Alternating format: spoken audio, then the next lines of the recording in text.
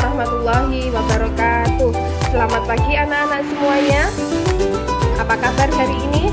Lina doakan semoga anak-anak semuanya selalu dalam lindungan Allah Subhanahu wa Ta'ala. Alhamdulillahirrabbilalamin.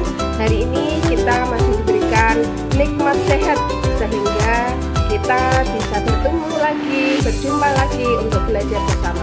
Hari ini kita akan belajar mata pelajaran agama Islam. Ya, sebelum kita awali pembelajaran hari ini, Bu Lina ingin mengingatkan, ketika kalian di rumah, satu, jangan lupa sholat. Yang kedua, jangan lupa mengaji. Dan yang ketiga, jangan lupa untuk selalu menjaga kesehatan. Selanjutnya, mari kita mulai pembelajaran hari ini dengan berdoa bersama-sama. Bismillahirrahmanirrahim. Raditu billahi robba wa bil islami dina wa bi muhammadin nabiyya wa rasula. Rabbi zidni ilma warzuqni fahma. Amin ya rabbal alamin. Nah, anak-anak, masih ingatkah kalian minggu lalu kita sudah belajar tentang mengenal Allah melalui Asmaul Husna. Dan hari ini kita akan mengenal kitab-kitab Allah Subhanahu wa Ta'ala. Perintah untuk beriman kepada kitab-kitab Allah dijelaskan dalam Al-Quran surat An-Nisa ayat 136, yang artinya, wahai orang-orang yang beriman, tetaplah beriman kepada Allah Subhanahu wa Ta'ala dan Rasulnya Muhammad, dan kepada kitab Al-Quran yang diturunkan kepada Rasulnya, serta kitab yang diturunkan sebelumnya. Barang siapa ingkar kepada Allah Subhanahu wa Ta'ala, malaikat-malaikatnya, kitab-kitabnya, rasul-rasulnya, dan hari kemudian, maka sungguh orang itu telah tersesat sangat jauh. Dalam ayat tersebut menjelaskan bahwa Allah Subhanahu wa Ta'ala menyuruh manusia beriman kepada kitab Al-Quran dan beriman pula kepada kitab-kitab yang diturunkan kepada Rasul sebelumnya. Nah, anak-anak sudah tahu kan rukun iman itu ada berapa ya? Yuk coba siapa yang sudah tahu? Ya, betul sekali. Rukun iman itu ada 6. Rukun iman itu 6 perkara: percaya pada Allah juga malaikat, percaya pada kitab dan rasul-rasulnya, percaya pada hari kiamat, juga qada dan qadar. Ya, beriman kepada kitab-kitab Allah termasuk rukun iman yang ketiga. Bagaimana cara beriman kepada kitab-kitab Allah Subhanahu wa Ta'ala? Caranya adalah dengan meyakini bahwa Allah Subhanahu wa Ta'ala telah menurunkan kitab-kitabnya kepada para rasul melalui malaikat Jibril.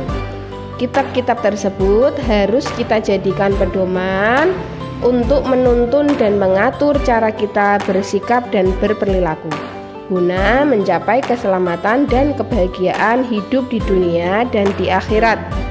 Misalnya, kita berperilaku setiap hari itu harus berdasarkan kitab-kitab Allah dan mengikuti perintah yang ada dalam kitab-kitab Allah. Nama-nama kitab-kitab Allah Subhanahu wa Ta'ala. Allah telah menurunkan 4 kitab suci serta beberapa suhuf yang diberikan kepada Nabi dan Rasul yang berbeda zaman dan umatnya. Semua kitab suci dan suhuf tersebut diturunkan oleh Allah kepada para Nabi dan Rasul untuk apa? Untuk dijadikan sumber kebenaran dan petunjuk untuk memperoleh keselamatan dan kebahagiaan di dunia dan di akhirat. Kitab suci tersebut antara lain yang pertama yaitu kitab Taurat. Nah, sudah tahu ya, kitab Taurat itu diturunkan kepada Nabi siapa ya? Ya, kitab Taurat diturunkan kepada Nabi Musa alaihi salam kurang lebih pada abad 12 sebelum Masehi di daerah Israel dan Mesir. Kitab Taurat menggunakan bahasa Ibrani. Selanjutnya adalah kitab Zabur.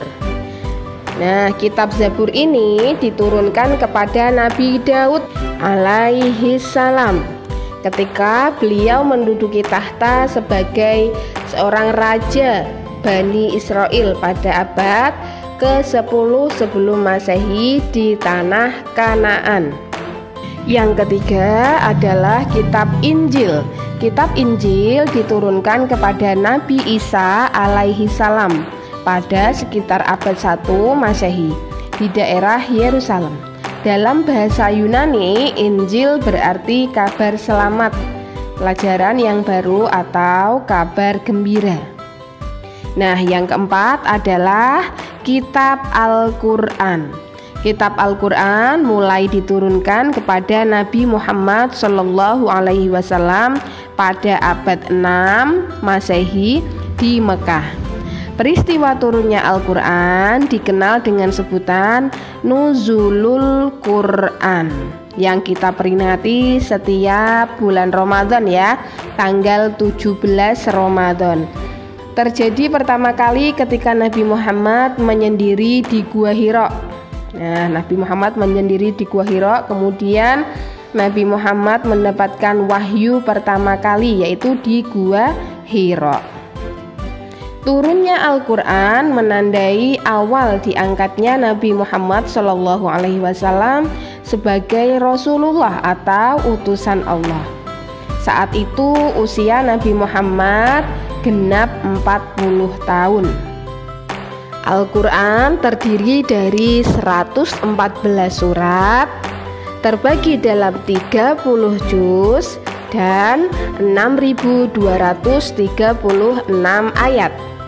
Al-Quran diwahyukan selama 22 tahun, 2 bulan dan 22 hari, jadi berangsur-angsur ya. Al-Quran menyempurnakan seluruh hukum-hukum Allah Subhanahu wa Ta'ala yang terdapat dalam kitab-kitab yang diturunkan sebelumnya. Al-Quran diturunkan untuk seluruh umat manusia sebagai rahmat bagi semesta alam atau disebut juga rahmatan lil alamin. Kitab Allah harus kita jadikan sebagai pedoman karena kitab Allah Subhanahu wa Ta'ala membawa ajaran terpuji. Kitab Allah Subhanahu wa Ta'ala adalah petunjuk dalam kehidupan. Jadi setiap perilaku yang kita lakukan harus berpedoman pada kitab-kitab Allah. Karena dalam kitab Allah tersebut terdapat petunjuk kepada manusia untuk berperilaku.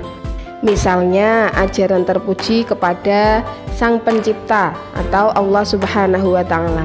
Coba kalian lihat pada gambar tersebut, ada seorang anak yang sedang melakukan ibadah sholat. Nah, kita sholat 5 waktu itu kan ada petunjuk dalam Al-Quran. Kemudian anjuran untuk bersikap terpuji kepada sesama manusia. Nah, seperti gambar di atas, bersalaman dengan temannya, menolong teman yang sedang kesusahan. Di dalam kitab Allah juga disebutkan ajaran terpuji sikap manusia kepada hewan, sikap manusia kepada tumbuhan, seperti contoh gambar di atas ya. Kemudian ada pula ajaran terpuji kepada diri sendiri. Misalkan kita memotong kuku, mandi, menjaga kesehatan, itu juga termasuk ajaran terpuji kepada diri sendiri. Jadi semua perilaku yang kita lakukan harus berpedoman pada kitab-kitab Allah Subhanahu wa Ta'ala. Itulah salah satu cara kita beriman terhadap kitab-kitab Allah Subhanahu wa Ta'ala. Nah anak-anak, demikian untuk pembelajaran hari ini. Kita akhiri dengan membaca hamdalah bersama-sama. Alhamdulillahi Rabbil Alamin. Terima kasih. Wassalamualaikum warahmatullahi wabarakatuh. Sampai jumpa.